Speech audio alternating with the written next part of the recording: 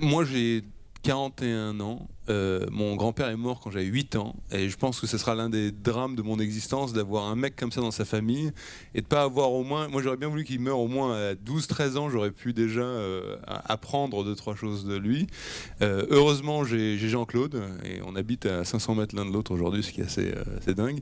Mais qui est une encyclopédie de cette culture, de ce travail. Et Jean-Claude a bien sûr participé énormément, et donc je vais le laisser raconter. Mais ce qui était intéressant, je pense, et ça, Jean-Claude, peut-être qu'on peut commencer avec ça, c'est déjà expliquer un peu qui était Luis Buñuel, d'où il venait, parce que c'est quand même l'Espagne, Teruel, mon arrière-grand-père qui est parti pour Cuba à l'âge de 17 ans. Enfin, on va faire un peu vite, on va pas vous rattraper. Mais il y avait quand même une culture de l'image déjà dans la famille, puisque mon arrière-grand-père, qui avait fait fortune à Cuba en créant une espèce de galerie Lafayette, c'est ça, ou bon marché. Oui, une fortune que tu t'empresses encore de dilapider. Ouais, c'est ça. Que je n'étais pas le seul. J'en parle à mon père, alors, parce que je sais pas ce qu'il en a fait. Et ce qui est intéressant, c'est quand on a encore à la maison, mon arrière-grand-père avait donc acheté un appareil photo stéréoscopique, donc qui faisait des photos 3D en fait à l'époque, et il mettait en scène des événements du quotidien de cette Espagne de la fin du 19e siècle, avec des photos 3D. Donc c'était intéressant parce que déjà l'arrière-grand-père créait des espèces de photos-reportages en 3D, qui était quand même un truc ultra technique à l'époque. Et à Saragosse, ouais. Donc si tu veux, peut-être on commence de là et puis on raconte un peu juste le background de la famille. Si on commence à Saragosse, on a jusqu'à quand pour... Mais on fera les ellipses. Louis est un Espagnol, non seulement un Espagnol, mais un Aragonais. C'est-à-dire il fait partie de cette province espagnole qui passe pour être très entêtée, très dure. Province sèche, mais qui a été une des deux premières provinces qui ont constitué, avec la Castille, l'Espagne. Il est né en 1900, ce qui est très facile de savoir quel âge il avait quand il a fait tel film. Le Viridiana a été fait en 1960, il avait donc 60 ans. Il disait toujours en espagnol « Voy con el siglo », je vais avec le siècle. Il est d'une bonne famille, comme Diego s'est empressé de le rappeler, de bourgeoisie marchande de Saragosse et de Teruel, de la province de Teruel.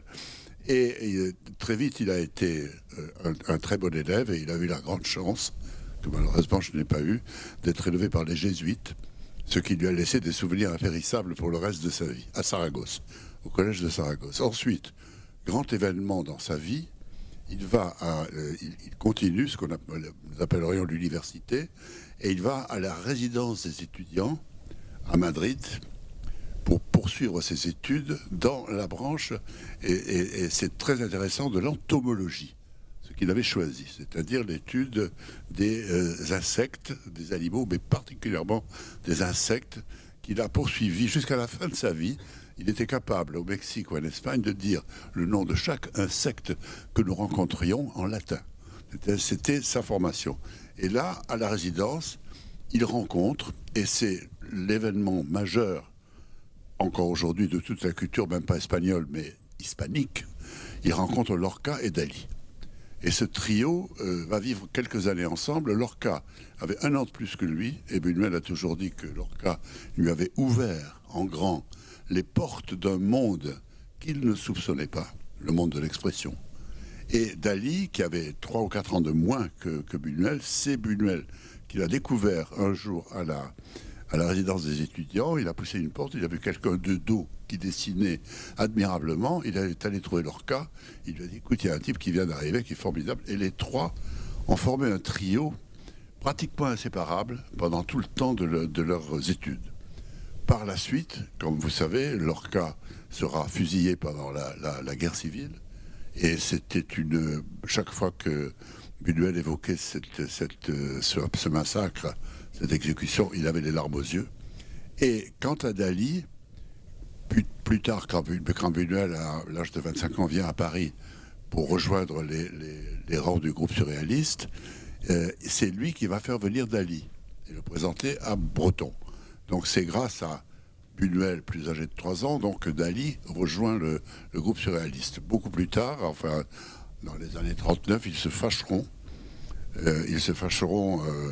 à New York, où Buñuel s'était réfugié après la fin de la guerre civile espagnole. Il était évidemment du côté républicain, il ne pouvait pas revenir en Espagne. Et Dali avait publié un livre aux États-Unis dans lequel Buñuel travaillait au musée d'art moderne.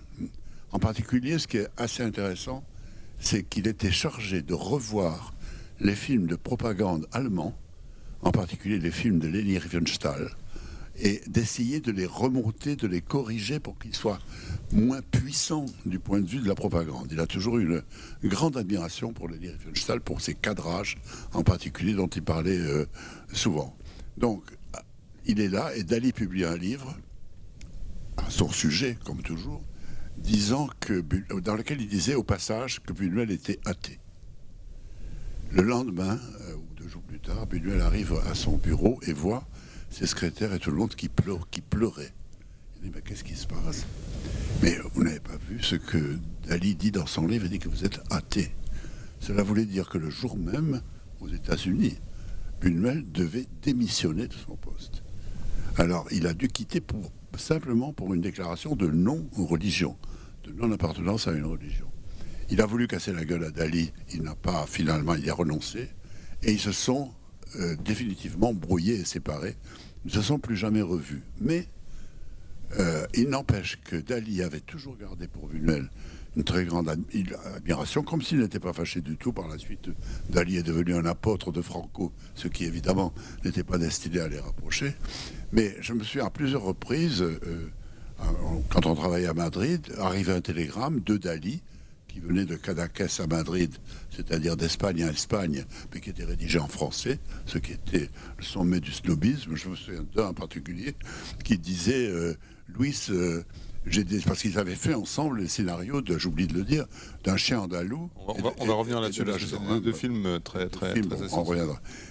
Luis, j'ai des idées pour la suite du chien andalou, des idées qui te feront pleurer de joie. Je me souviens encore de cette expression. Viens immédiatement à Cadaqués où je viens à Madrid, en français. Et puis lui a montré le télégramme et en brossant les épaules, et il lui a répondu en espagnol, agua pasada no rueda el molino. L'eau qui est passée ne fait plus tourner le moulin. Et ce sont alors beaucoup plus tard, première exposition de Dali rétrospective à Beaubourg. Il a voulu demander que figure dans cette exposition le portrait qu'il avait fait de Luis quand ils étaient ensemble à l'université. Et ce portrait était à Mexico. Buñuel a d'abord refusé, mais il y avait chez lui un certain désir de revoir son vieil ami. Moi, je connaissais Dali par ailleurs. Là, on est presque 50 ans plus tard. Plus tard, oui, 50 ans plus tard. Donc, Luis a dit d'abord non, et puis a finalement prêté le tableau en trouvant comme excuse, je ne sais pas si tu le sais, que le tableau n'était pas signé, et que donc le fait de figurer dans la rétrospective de Dali l'authentifierait. Alors le tableau est arrivé, on devait, tous les deux avaient accepté de déjeuner chez moi un jour pour réconciliation, et ils sont tous les deux tombés malades, sont rentrés chez eux, et ils ne se sont plus jamais revus.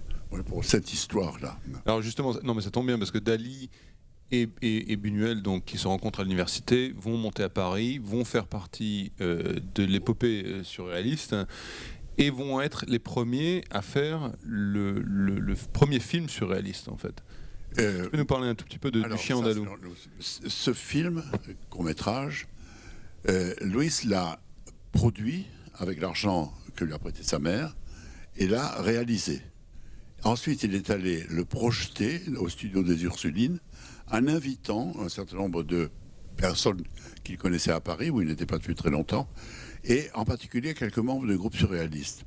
Il avait, dans la cabine de projection, mis 2 disques sur 2 tourne-disques, un disque de tango argentin et un disque de Wagner.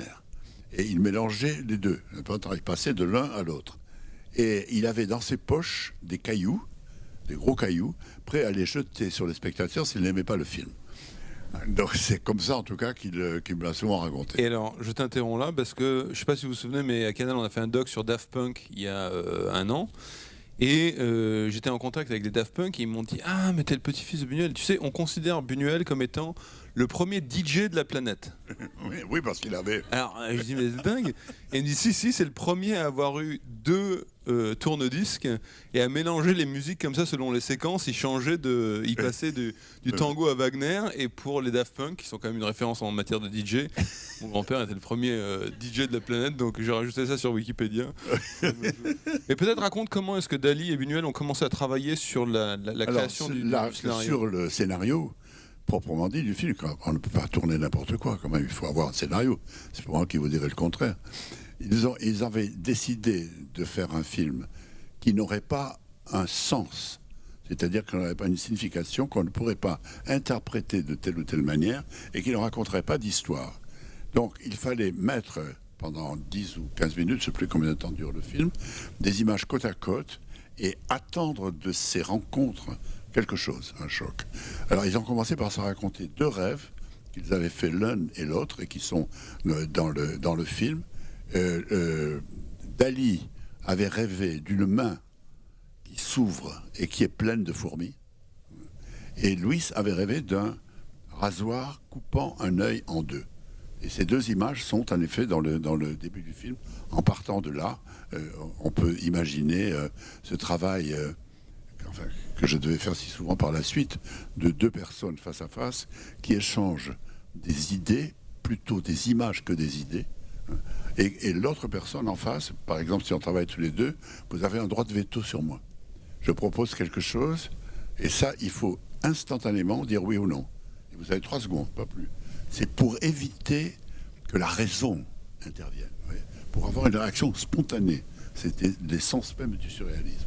Donc je vous dis, si vous dites non, je n'ai plus le droit de revenir à cette idée, ni de la défendre. C'est fini. Ça a été notre règle pendant 20 ans de travail. Et je vous assure que c'est une règle assez difficile à suivre. Et après ça, donc, on peut dire un mot de l'âge d'or quand même. Il a fait un autre film financé par le comte et la comtesse de Noailles, qui s'appelle L'âge d'or, qui est devenu un des grands classiques du cinéma, tout simplement. Un très très beau film sur le même principe, mais cette fois se passant dans un milieu bien défini et avec des personnages récurrents, bien que ne racontant toujours pas d'histoire. Ce film a été l'objet d'un grand scandale au Studio 28. Le préfet de police, Chiappe, à l'époque, l'a fait interdire, et le film est resté interdit pendant 50 ans. On ne l'a plus revu pendant 50 ans, jusqu'à une date relativement récente. Le film maudit par excellence. Donc ça, c'est ses débuts à Louise. Après quoi, il revient en Espagne. Nous sommes avant la guerre civile, nous sommes au début des années 30. Et là, il devient producteur de cinéma classique. Il a produit des films, dont un avec Rémillon, dont un, etc. Et il tourne un documentaire qui s'appelle Las Urdes, sur une région désolée de l'ouest de l'Espagne. En français, c'est Une terre sans pain. Je crois. Terre sans pain. Un documentaire, en fait. Tierra sin pan, mais c'est pas du tout le titre qu'il voulait donner. Et ce documentaire est absolument admirable et reste un des grands classiques du documentaire mis en scène. Parce que c'est en réalité un documentaire très travaillé, dans lequel les choses ne se passent pas exactement comme il les filme, etc. Et ces 3 films, donc, Un chien andalou, L'âge d'or et Las Urdes, sont les 3 seuls films qu'il fait avant la guerre. À partir de là, à partir de l'âge de 30 ans, jusqu'à la fin de la Deuxième Guerre mondiale, pendant les 15 ans les plus riches d'une vie, les plus puissants, enfin, je veux dire, de l'âge de 30 à 45 ans, il ne tournera plus. Il ne recommencera à tourner au Mexique qu'après la fin de la Seconde Guerre mondiale. Ça, c'est une chose qui m'a toujours beaucoup étonné. J'en ai souvent parlé avec lui, puisque nous avons écrit ensemble un livre sur lui, Mon dernier soupir. Je lui ai demandé, mais est-ce que c'est pendant ces 15 ans où vous aviez en vous une force créatrice qui était démontrée par la suite d'une manière absolument éclatante et durable et tenace, est-ce que vous avez ressenti la peine, le désir de faire des films et la peine de ne pas les faire?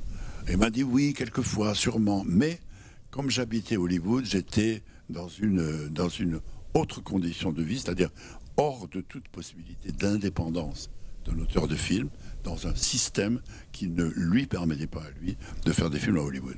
Voilà, ensuite, donc, il revient au Mexique et là, il commence une vraie carrière de cinéaste, mais dans les conditions du cinéma mexicain, c'est-à-dire des films tournés en 18-20 jours, avec de tout petits budgets, mais avec de plus en plus de liberté. Et des comédies aussi. Il a fait beaucoup. Au début, c'était vraiment des comédies romantiques un peu. Il tournait jusqu'à 3 films par an, dans certains cas. Et c'est en 1950 que tout à coup, parce que nous on avait oublié, moi j'étais dans ma jeunesse, dans les années 50, évidemment à la Cinémathèque, j'étais délégué à la propagande du Ciné-Club universitaire à Paris, ce qui est un titre ronflant, mais qui consistait à distribuer des prospectus sur le boulevard Saint-Michel. Et on connaissait les 3 films de Buñuel d'avant-guerre. Mais pour nous, Buñuel avait disparu. On ne savait plus du tout qui c'était, ni où il était. Et tout à coup arrive Los Olvidados, en 1950, qui est présenté à Cannes, qui arrive à Paris. On voit ça. C'était comme une façon de nous dire, Buñuel n'est pas mort. Oh non, pas du tout. C'était un film formidable. C'est un film sur la misère. C'est un des premiers films de l'histoire du cinéma où le cinéma se penche sur la misère humaine. La misère était un sujet qui avait hanté les romanciers du 19e siècle, Les Misérables de Victor Hugo en particulier, mais que le cinéma avait très très peu abordé. Le cinéma était plutôt des personnages de la bourgeoisie, voire de la haute bourgeoisie ou de la noblesse. Les personnages populaires étaient très rares et pauvres et misérables étaient inexistants. Donc c'était ça qui nous avait beaucoup frappé dans ce film. Moi j'avais 20 ans quand j'ai vu Los Olvidados et on était très surpris. Ensuite sont venues elle, Nazarine, elle qui était magnifique, le Ensayo de un crimen, la vie criminelle d'Archibald de la Cruz, toute une série Simon de du films. désert aussi, Simon du désert. Oui, oui. Non, Simon du désert, c'est après. C'est dans les années. Excuse-moi. Non, mais très bien. Moi-même, ça me... Alors, je parle des années entre 50 et 60. Et en 60, il a 60 ans, donc, facile. Il réussit à monter une coproduction. Il a maintenant un passeport mexicain. Donc, il est autorisé à rentrer exceptionnellement en Espagne pour y faire un film, pour revoir sa famille, etc., ses sœurs, frères qu'il n'avait pas vus depuis longtemps. Et il tourne en Espagne Viridiana. Viridiana, qui est un film absolument étonnant, je suppose que certains d'entre vous l'ont vu. Viridiana a un destin tout à fait étonnant, car il est sélectionné par l'Espagne pour représenter l'Espagne au Festival de Cannes.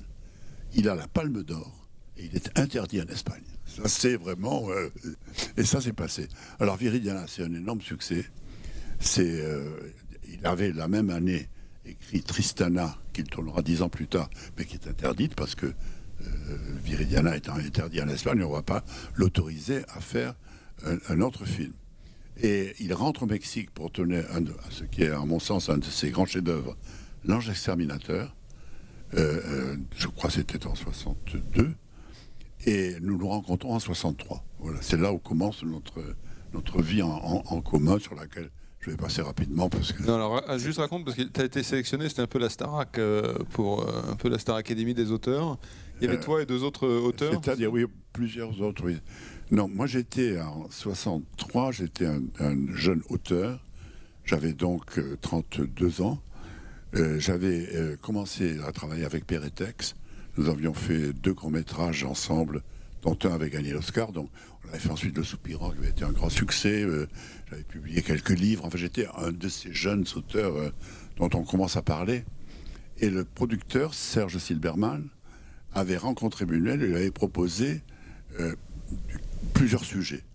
Et Buñuel avait choisi Le Journal d'une femme de chambre d'Octave Mirbeau, qui est un des auteurs français de la fin du 19e, qui avait enchanté sa jeunesse avec Huysmans et Pierre-Louis en particulier. C'est 3 auteurs qui étaient très importants pour lui.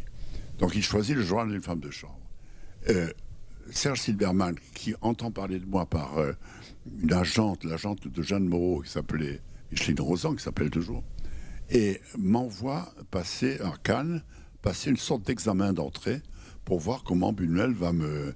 Alors, inutile de vous dire, j'arrive à Cannes, j'avais mis le seul costume que j'avais était mon costume de mariage avec une cravate.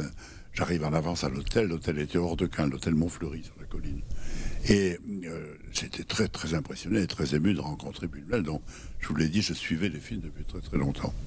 Et j'arrive dans le hall, et je le vois sur la terrasse, de dos, il parlait avec des amis.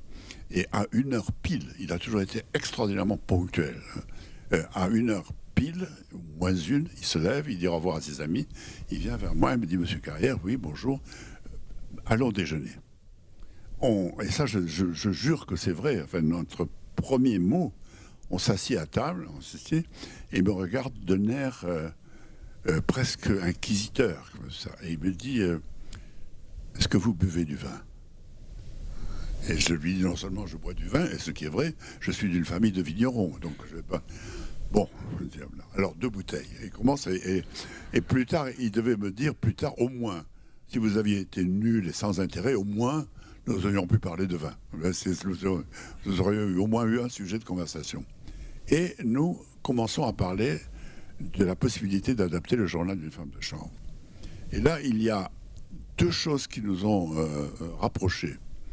La première, c'est que, et ça c'est une chose qu'on ne remarque pas assez souvent, c'est que les films des Tex, Le Soupirant et Le Court-Métrage, étaient dans la grande tradition du slapstick américain, du film Buster Keaton, Chaplin, Harold Lloyd, Laurel et Hardy, etc., des années 20, avec lesquels les surréalistes entretenaient des rapports très étroits. Les 10 années du grand cinéma burlesque américain correspondent exactement aux 10 années de l'activité surréaliste la plus importante. Ce n'est pas pour rien. Ce n'est pas pour rien que dans le premier numéro de la Révolution surréaliste, et Dieu sait si les si les documents devaient être bien choisis, il y a une photo de Buster Keaton dans le premier numéro de la Révolution surréaliste. Donc cette relation, déjà, quel genre de film vous avez fait, a établi quelque chose entre nous. C'était, d'ailleurs, tout au long de notre travail, nous avons très souvent parlé de Laurel et Hardy, des Marx Brothers, enfin, de tout ce que nous aimions profondément, comme ce cinéma a été un cinéma qui a bouleversé le monde. En fait, c'est un cinéma de la catastrophe, du désastre, de la maladresse, de l'inappétence, de tout ce que l'on voudra, de tout ce qui ne marche pas dans le monde. C'était très très proche de l'attitude surréaliste. Ça, c'était la première chose. Et la seconde était que j'avais travaillé juste avant ça pour faire le montage, on peut dire, et écrire le texte d'un film documentaire de Gérald Calderon, cinéaste animalier, sur la vie sexuelle des animaux, qui s'appelle Bestiaire d'amour. Il était un film assez réussi et très intéressant. Donc, j'ai raconté ça à Louis, ça a éveillé ses souvenirs d'entomologie. Et donc, il y avait ces 2 points communs, à la fois le cinéma burlesque américain d'un côté, l'intérêt pour les animaux de l'autre côté. Bon, on s'est salué, on s'est dit au revoir, j'ai repris l'avion, je ne suis même pas allé c'était pendant le festival de Cannes. Je ne suis pas allé au festival du tout. Et 10 jours après, Sid Berman m'appelle et me dit, vous partez à Madrid après-demain. Travailler avec lui, ça c'est évidemment absolument inoubliable dans une vie. Et là a commencé une collaboration ininterrompue qui a duré 19 ans, 9 scénarios, dont 6 sont devenus des films de Buñuel, plus un livre, mon dernier soupir. Voilà. Et d'ailleurs, tous les films qui sont derrière nous, donc Belle de jour, Tristana, Journal d'une femme de chambre, Charme discrète de la bourgeoisie, Obscur objet du désir, Fantôme de la liberté. Tristana. Pas Tristana. Tristana, il avait écrit avant. Tristana, j'y ai participé un peu. Et puis j'ai fait la version française. Mais le scénario a été écrit à la même époque que Viridiana. Et Le Moine, que nous n'avons pas pu tourner pour des raisons financières. Il y a 3 scénarios qui n'ont pas pu être tournés. Un, parce que les producteurs ont fait faillite, Le Moine. Ensuite, Là-bas de Huysmans. Là-bas, oui. Que nous avons également fait une première adaptation. Et malgré son amour pour ce livre, qui est un très beau livre, et le scénario a été publié, d'ailleurs, que nous avions écrit, il ne l'a pas tourné. Et le 3e, c'est le dernier que nous avons écrit, qui s'appelait Agone. Agone est un mot grec qui veut dire combat. L'agonie est le dernier de nos combats, celui que nous perdons tous. Peut-être ce qu'on peut faire, c'est regarder quelques extraits de films, peut-être les commenter, parce que c'est des extraits que tu avais choisis. Moi, je suis à votre disposition. Est-ce qu'on donne un nom au taureau comme au chat? Mais oui, la plupart de ceux-là s'appellent remords, excepté le dernier qui s'appelle expiation.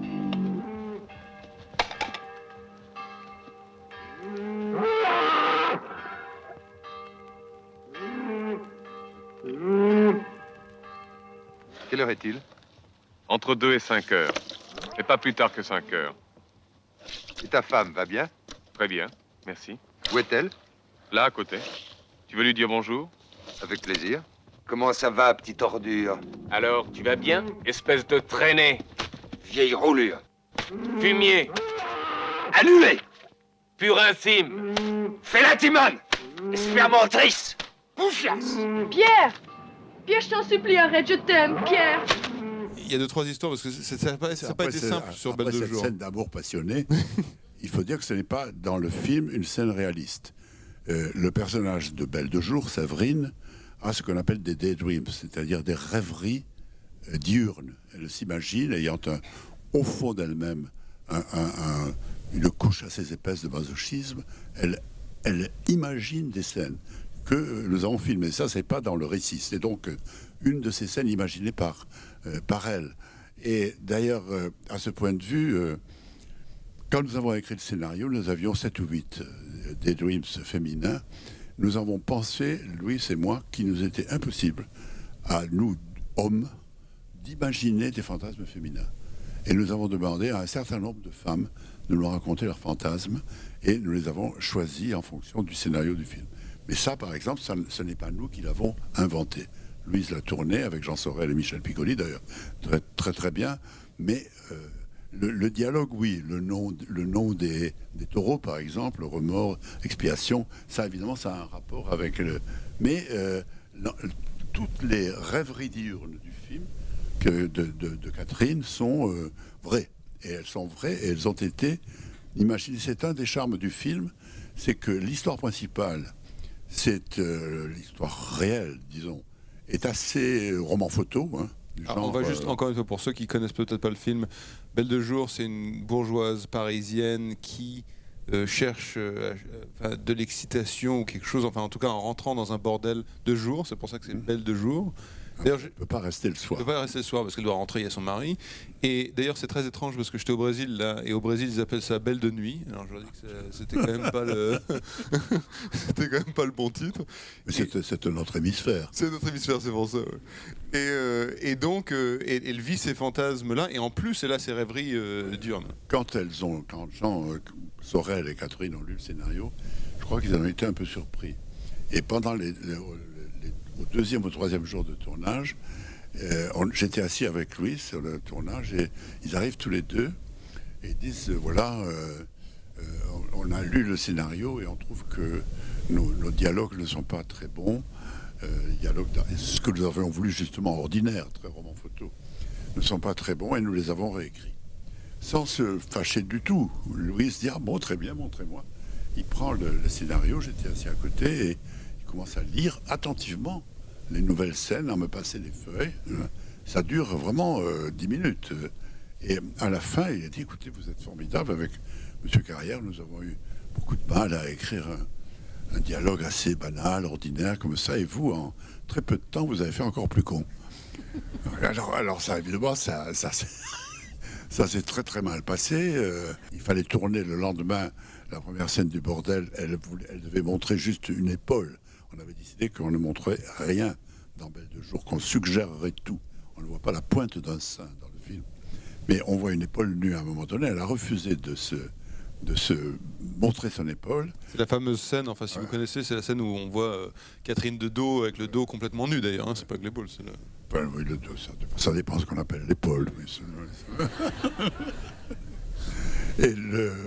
Elle refuse de tourner. Alors j'ai vu ton grand-père, prendre la seule vraie colère que je l'ai vu prendre de toute sa vie. Mais une colère noire. Il était terrifiant quand il était s'adressant à Catherine Deneuve en lui disant, mais qui avait 23 ans, hein, en disant, mais qu'est-ce que vous pensez que vous êtes? Vous êtes une analphabète. Hein, ou vous croyez? Elle venait de tourner les parapluies de Cherbourg. Qu'est-ce que vous croyez que je vais vous demander?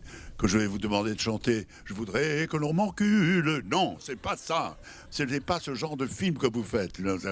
Enfin, bref, une scène, l'équipe était atterrée. Elle s'est évanouie. On l'a transportée dans sa loge. Le tournage arrêté. Le soir, on dîne avec les producteurs. Louise était catastrophée. Mais qu'est-ce qui m'a pris? Qu'est-ce que j'ai dit? Enfin, la pauvre, elle a 23 ans. Et moi, avec tout ce que j'ai fait, j'ai été idiot. Et les producteurs lui disaient, si elle arrête et si elle ne vient pas demain, c'est elle qui paye le film. Donc ils s'en fichaient. Alors le lendemain, évidemment, à midi, tout le monde est là, présent, au poste, pour voir ce qui va se passer. J'y suis là, on arrive, on va sur le plateau, le décor du bordel.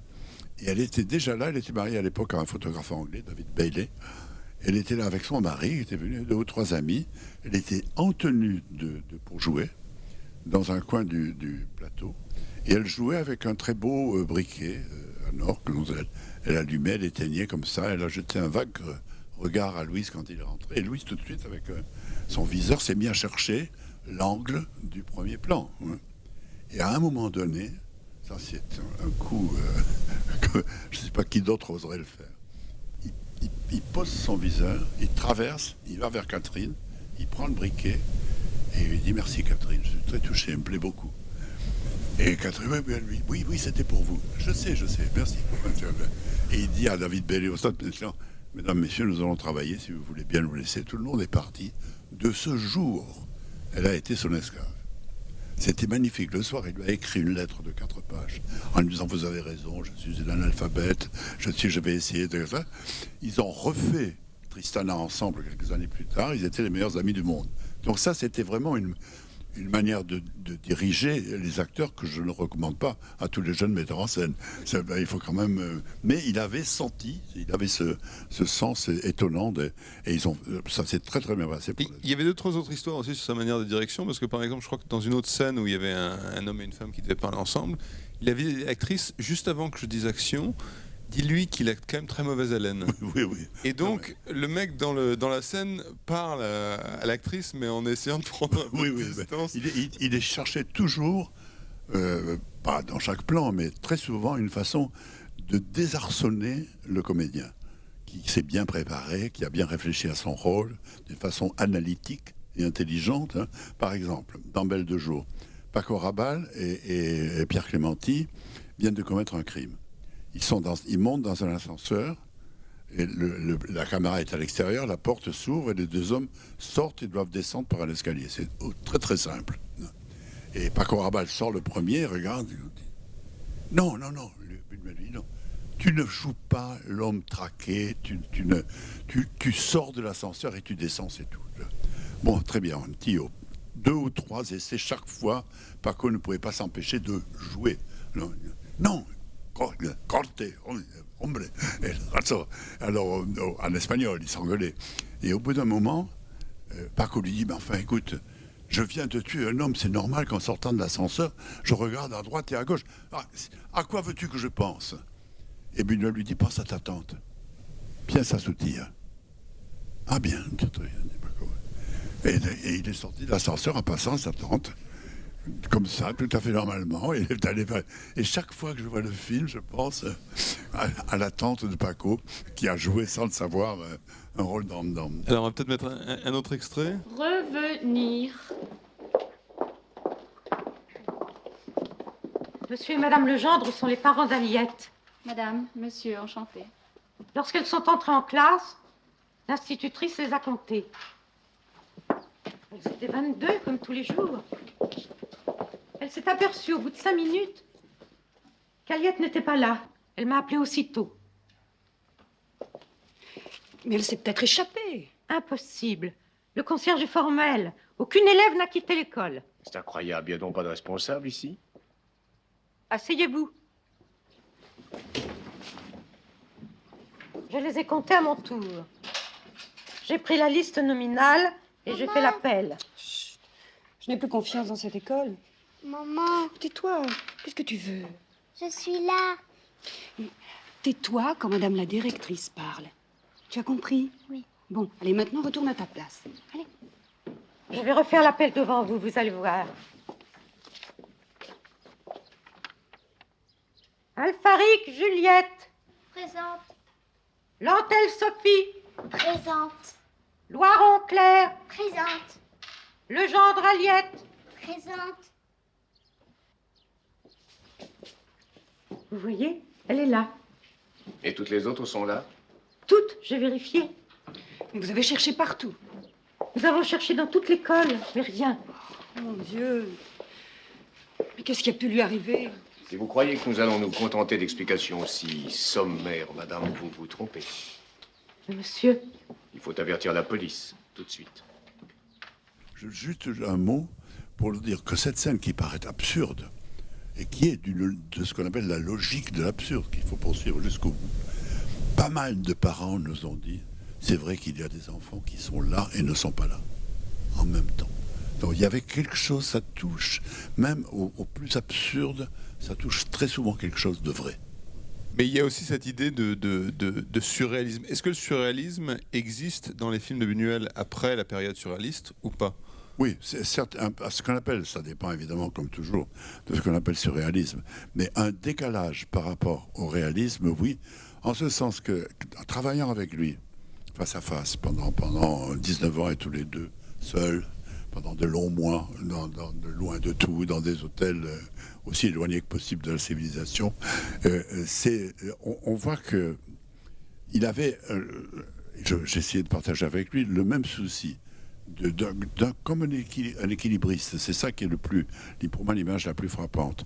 D'un côté, de ne pas évidemment tomber dans l'ordinaire, dans le banal, parce qu'il n'aurait pas vu pourquoi il aurait fait des films ordinaires. Pourquoi il aurait fait des films comme tout le monde. Ça ne l'intéressait absolument pas. Il y avait des films qu'il aimait, il aimait Bergman, il aimait Fellini, etc. Mais le cinéma habituel ne l'intéressait pas du tout. Mais de l'autre côté, il ne voulait pas non plus tomber dans l'extraordinaire, le fantastique, les fantômes, les portes qui grincent, la science-fiction, les monstres articulés, pas du tout.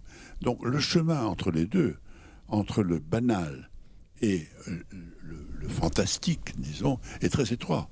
C'est vraiment comme une corde raide sur laquelle on avançait toujours avec beaucoup de précautions. C'était toujours ce problème de ne tomber ni d'un côté ni de l'autre, de faire... J'aurais souhaité savoir ce que pensaient des nouveaux colons. Simone, ça ne vous a jamais tenté d'aller dans un ashram? Ah, si, peut-être. C'est une congrégation religieuse. Les gens veulent vivre. C'est cher? Pas du tout. Ça coûte rien. Là, on fait la méditation. Mais là-bas, c'est pas cher du tout. Et la nourriture, très bonne, très sec. Accompagné.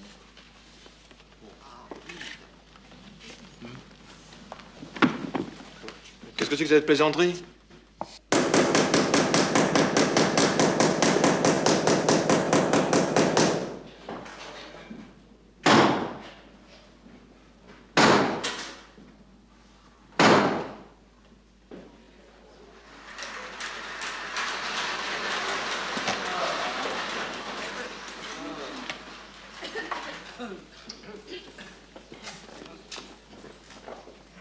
Et pour montrer votre valeur, vous avez invité à dîner avec vous le spectre du commandeur.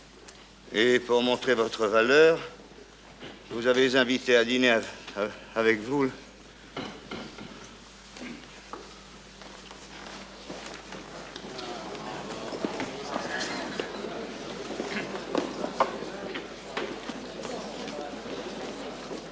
Et pour faire croire qu'il avait assisté à ce banquet, mon Dieu, mais qu'est-ce que je fais ici, moi? vous avez endormi avec un narcotique. Je ne connais pas le texte. Dans le cas de Jean-Pierre Cassel, quand il dit mais qu'est-ce que je fais ici, je ne connais pas le texte, un très grand nombre d'acteurs nous ont dit que ça, c'est un cauchemar qu'ils font tout le temps. Qu'ils sont sur scène, ils doivent jouer quelque chose, mais quoi? Ils ne savent pas. Et le public est là, qui les attend. Ce qui est intéressant aussi, c'est, je dirais, la modernité des films, même à un âge avancé. C'est-à-dire, chaque film que vous faisiez... Tu parles pour moi, là? Oui. Mais non, ce qui est intéressant, c'est que chaque film que vous faisiez, il y avait quelque chose qui... l'Oscar, Palme d'Or, comment ça s'appelle, enfin tous les prix, quoi. Et à chaque fois, ça marquait l'histoire du cinéma. Comment est-ce qu'on fait pour faire des films qui ont cette force cinématographique? Écoute, si ça se savait, il y a une chose qui est certaine dans le cas de Louis, c'est qu'au départ, il faut, je ne sais pas quel mot employer, un talent, un goût, un don, une attirance, et ensuite beaucoup de travail. Là, le secret, c'est vraiment le travail. Le scénario du Chambre discret de la bourgeoisie a pris 2 ans. Nous avons écrit 5 versions différentes, chaque fois entièrement. C'était un travail assidu. Il ne faut pas croire du tout que ça vient comme ça, avant d'arriver à trouver, comme dans cette scène, cet équilibre très très fragile. Comment accepter qu'un poulet en carton tombe sur le sol, qu'on le remette sur la table? Puis il faut peut-être une bonne entente avec la production, avec les techniciens qui étaient toujours les mêmes qui travaillaient avec lui, qui le comprenaient bien. Il y a eu, par exemple, pour le Chambre discret, il y a eu techniquement quelque chose d'intéressant, je peux le raconter s'il y a ici des techniciens jusque-là. Buñuel ne faisait toujours son découpage seul. C'est-à-dire, avant de tourner, il mettait même très très facilement 3 ou 4 numéros en face de chaque scène. Et il faisait sur le plateau même son découpage technique. Pour le Chambre discret de la bourgeoisie, 15 jours avant le tournage, il était à Paris. Tout à coup, il m'appelle, il me dit: Jean-Claude, venez vite, je ne sais pas comment faire ce film. Il avait donc 72 ans, ou quelque chose comme ça. Il avait fait Dieu sait combien de films. Et alors je vais dans son hôtel, il me dit: voilà, je vous explique. Je me dis: comment ça se fait que vous ne sachiez pas faire un film? Je vous explique. Jusqu'à maintenant, j'ai fait des films entre guillemets classiques, comme Le 2 jours. Il y a 2 ou 3 personnages dans une scène. J'en prends un, je le suis, je l'accompagne. Là, je l'abandonne au profit de l'autre. Ça, je sais faire. Ou L'Ange examinateur, où il y a 20-25 personnages qui forment des groupes. Ça aussi, je sais faire, je l'ai fait. Mais là, je me trouve devant un problème que je n'ai jamais rencontré. Et duquel nous n'avions pas parlé pendant 2 ans de travail. Et je lui ai dit: lequel? Le personnage principal. Il me dit: c'est 6 personnages. C'est un groupe de 6 amis qui ne se quittent jamais. Et donc, je suis obligé, si je les prends tous ensemble, dans le plan, dans le champ, je vais être trop loin. Et je vais perdre le contact. Si je passe de l'un à l'autre chaque fois qu'ils disent ou font quelque chose, je fais un film mitrailleuse, syncopé, et qui n'est pas du tout ce que je voudrais faire. Alors, il m'a dit: vous, de manière ironique, parce qu'il savait que j'avais travaillé avec d'autres, vous qui êtes le roi du découpage, dites-moi comment. Alors, je lui ai dit: la seule façon, c'est de prendre 1 ou 2 scènes et d'essayer de faire ce que nous n'avions jamais fait auparavant, de la découper techniquement, de faire quoi. Là, on va faire un gros plan. On a pris 2 ou 3 scènes du Chambre discret de la bourgeoisie, et tout, inévitablement, nous conduisait au plan séquence. Seulement, ces plans séquences demandent une mise au point très particulière, durent tous 2 ou 3 minutes, c'est le cas du Chambre discret, et il ne l'avait jamais fait, mais tout nous conduisait à ça. Et à la fin, il m'a dit, bon, ben, il s'est rendu à l'évidence, il m'a dit: tant pis, je vais faire ce film comme Renoir. Voilà. Et à ce moment-là, Robert Benayoun, qui était un de nos amis, critique et metteur en scène lui-même, connaissait très bien Jerry Lewis, que connaissait Pierre Tex aussi, et moi aussi un peu. Et Jerry Lewis a été un des premiers à utiliser, quand il était à la fois metteur en scène et acteur, à utiliser un relais vidéo tout près de la caméra. Un combo, oui. Un combo. On l'appelait pas un combo à l'époque, mais je ne sais pas, c'était enfin un système un peu bricolé, qui lui permettait de voir chaque prise qu'il venait de tourner immédiatement, et de pouvoir choisir, rectifier son jeu, etc. Et grâce à Robert Benayoun, on a pu avoir la recette de Jerry Lewis. Donc, Jerry Lewis, indirectement, a influencé le tournage de Buñuel. C'est quand même un des secrets de l'histoire du cinéma que je vous livre aujourd'hui. C'est vrai. Et il a donc fait tout ce film et les 2 suivants avec la répétition devant un écran, avec très minutieusement. C'est au millimètre près. Et ensuite, pour le tournage, il se mettait à côté de la caméra pour avoir un bon rapport avec les comédiens. Tu vois, ce genre de... Techniquement, on parlait très très rarement de découpage dans le train, mais cette fois-là, c'était indispensable. Peut-être un autre petit extrait. Donnez-moi la main et venez vous asseoir un moment.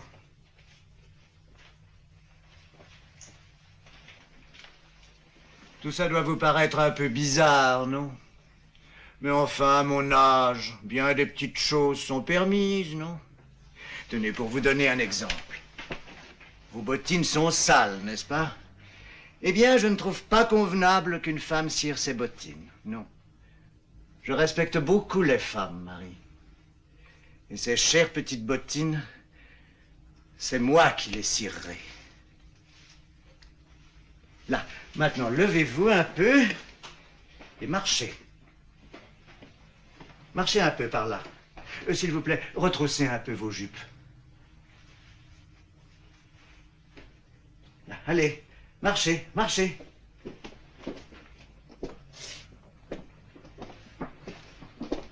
Allez, allez, marchez.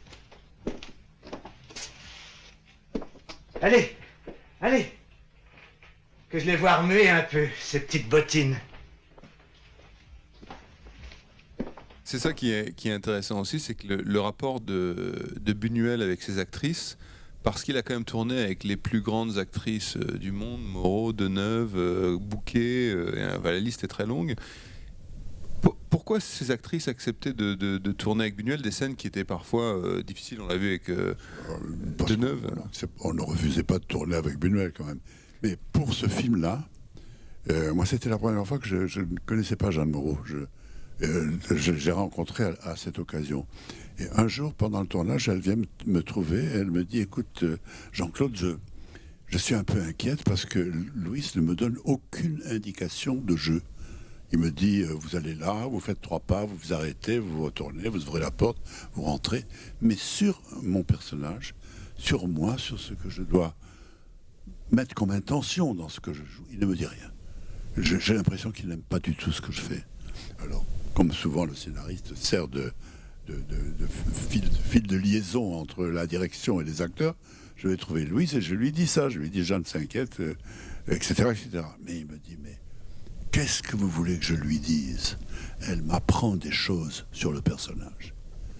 Et ça, c'est le plus beau compliment qu'un metteur en scène puisse faire à une comédienne. C'est-à-dire, elle avait non seulement pas compris, le mot n'est pas exact, mais elle avait senti le personnage au point de donner au metteur en scène des choses auxquelles il n'avait pas pensé.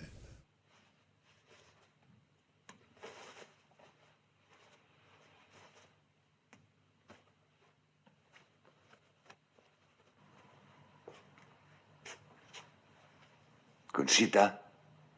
Oui, j'arrive.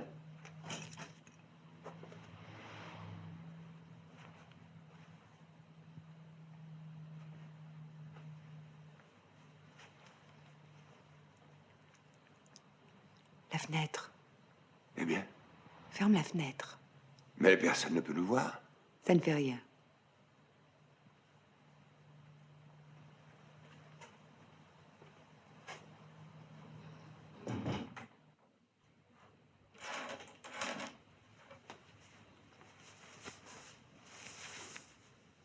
Tu as vu comme je suis belle? Je te plais? Ah oui, tu me plais. Je te plais beaucoup. Oui, pourquoi tu me demandes ça? Non, tout à l'heure. Ça ne me dit rien maintenant, c'est tout. Ça ne te dit rien? Non, pas maintenant. Oh, viens dans mes bras. N'aie pas peur. Oh, ma Conchita. Ah, tu m'as fait attendre longtemps. Mais maintenant... Ne chante pas victoire trop tôt. Oh, ta peau est douce. Et ton ventre... Mais qu'est-ce que c'est que ça? Quoi? Ce que je sens là. Qu'est-ce que tu portes?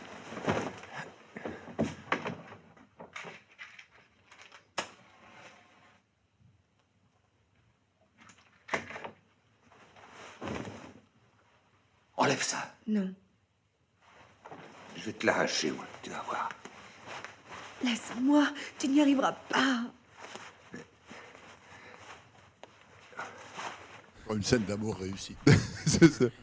La frustration. Donc, pour ceux, je ne sais pas ceux d'entre vous qui ont remarqué, mais il y a en fait 2 actrices qui jouent le même rôle. D'ailleurs, cette scène le montre. Au début, c'était l'actrice espagnole, j'oublie son nom. Ça me revient. On oublie tout son nom, bref. Mais très bonne. Et ensuite, enfin, ouais, très bonne actrice. Et ensuite, on a Carole Bouquet. Donc, ce qui était intéressant, c'est que c'est le premier film, je crois, de l'histoire, tu me corriges, qui est toi qui as une mémoire meilleure, jusqu'à maintenant, oui, qui utilise 2 actrices pour jouer le même rôle, en fait. On avait le personnage de cette femme, inspiré du roman de Pierre Louis, est très irrégulier dans son comportement. Et on avait écrit un scénario, on a été assez content de ça, on était au Mexique, là où on travaillait toujours, et un soir, le scénario était presque fini, et Louis me dit, j'ai l'impression que les gens auront beaucoup de mal à accepter le caractère incohérent de cette femme, qui allait vraiment très très loin dans tantôt l'acceptation, tantôt le refus. Et il me propose, il me dit peut-être on pourrait prendre 2 actrices pour jouer le même rôle. Je lui dis, c'est ce qui s'est jamais fait.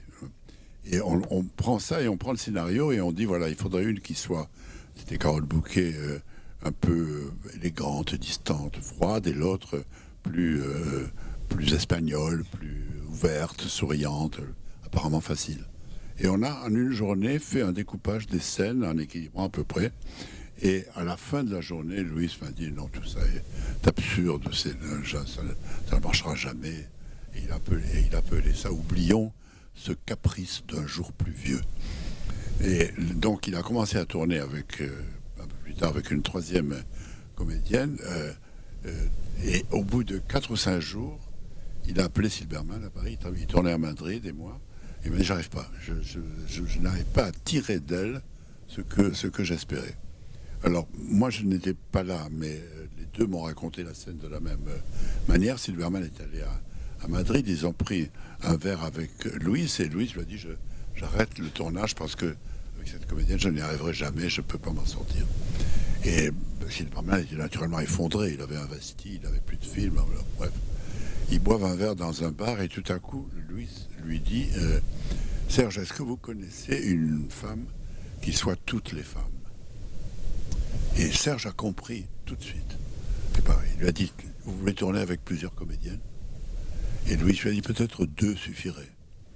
Et on est revenu à l'idée qu'il avait eue auparavant.